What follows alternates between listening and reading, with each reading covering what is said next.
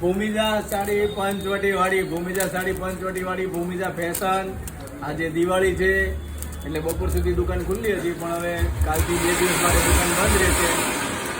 નવા વર્ષને દિવસે દુકાન બંધ રહેશે. એના પછીના ભાઈબીજથી દુકાન રેગ્યુલર ચાલુ થશે. 27 તારીખ 2 તારીખ સુધી ચાલુ રહેશે. પછી પાછું નવું અપડેટ તમને આપશું.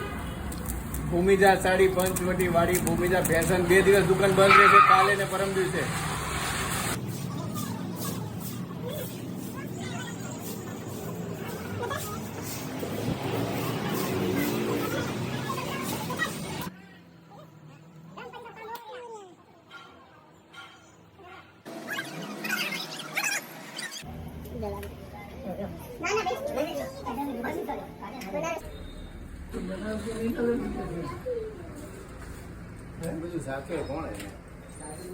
ત્યાં પૂજા